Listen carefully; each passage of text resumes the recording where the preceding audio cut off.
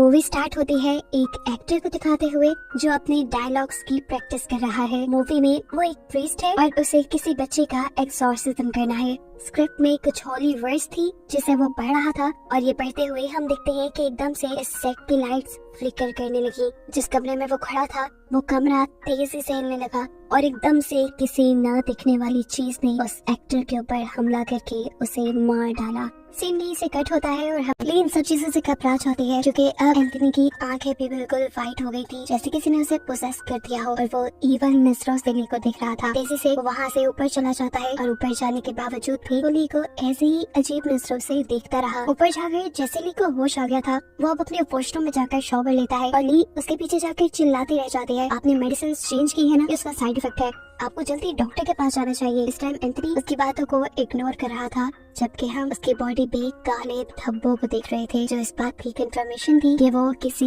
Evil चीज के possession में है, यानी किसी बुरी ताकत ने उसे अपने कब्जे में ले लिया है। ये निशान जैसे कुछ ही सेकंड के लिए उसकी बॉडी पे आए थे और फिर चले भी गए। मूवी सेट पर डायरेक्ट पागल हो गया, इतने जोर से चिल्लाया कि वहाँ कमरे में मौजूद सभी कांच की चीजें टूट गई और फिर अजीब भयानक से तरीके से चलते हुए अपनी बेटी के सामने आया। पुलिस से कहता है, कहाँ जाओगे तुम, तुम्हारे पास ना स्कूल है ना माँ है, बचा मैं, तुम मेरे पास ही रहोगी। ये सुनकर ली बुरी तरह डर जाती है और गुस्से में कहती है, एंथनी दूर रहो मुझसे। इसके जवाब में वो कहता है, एंथनी नहीं हूँ मैं। ली बहुत ही ज्यादा डर चुकी थी। वो अगले दिन शूटिंग के सेट पर जाकर फादर से मिलती है और फादर को एंथनी की सारी सिचुएशन बता देती है। एंथनी अब रातों को वॉशरूम में कुछ न कुछ बोलता भी था जो उसने रिकॉर्ड किया हुआ था। फादर जब ये सुनते हैं तो वो खुद भी घबरा जाते हैं क्योंकि ये मामला बहुत बड़ा था। इस रिकॉर्डिंग में एंथनी खुद डेमन मुलॉक को बुला रहा था और ये काफी खतरे की बात थी। फादर ली से कहते हैं, तुम अपने घर चले जाओ, मैं कुछ भी करने से पहले डेमन मुलॉक और एंथनी के ऊपर और रिसर्च करना चाहता हूँ। रात में दिखाया जाता है जब फादर डेमन मुलॉक के ऊपर रिसर्च कर रहे थे तब एंथनी बुरी तरह तड़प रहा था और यहाँ खुद फादर के इर्द भी अजीब सी एनर्जी भी महसूस होने लगी थी। यहाँ पर एंथनी की लाइफ का एक फ्लैशबैक दिखाया जाता है जहाँ पर वो बच्चा था, वो फादर के रूम में गया था और फादर ने उसे अब्यूज किया था। अब शूटिंग का टाइम भी हो चुका था। एंथनी अपने डायलॉग्स बोलने की कोशिश करता है लेकिन उसकी एक्टिंग में इतना मजा था ही नहीं, सारे उसे टोक देते हैं और इस चीज से एंथनी को गुस्सा आ जाता है। उसके हाथ में पकड़ा हुआ क्रूसिफिक्स वो फेंक देता है और तेजी से स्टेयर्स की रेलिंग पे हाथ मारते हुए नीचे उतरता है। उसकी आंखें बिल्कुल वाइट हो चुकी थी, ऐसे जैसे किसी चीज ने उसे पोसेस कर लिया हो। स्टेयर्स से नीचे उतरते ही अजीब तरीके से उसकी बॉडी मुड़ने लगती है। उसकी कमर उल्टी तरफ मुड़ गई थी और ये सिर्फ एक बार नहीं बल्कि कई बार हुआ था। जिसके बाद ली जब उसे रोकने की कोशिश करती है कहते हुए कि एंथनी रुक जाओ, तो वो इस बार भी यही जवाब देता है, एंथनी नहीं हुए। जिसके बाद वो बार बार अपना सर टेबल से मारने लगा। ये सारा तमाशा देखकर डायरेक्टर एंथनी को किसी और एक्टर से रिप्लेस कर देता है और जब वो वाला एक्टर अपने डायलॉग्स रिहर्सल कर रहा था तो एंथनी ने आकर उसकी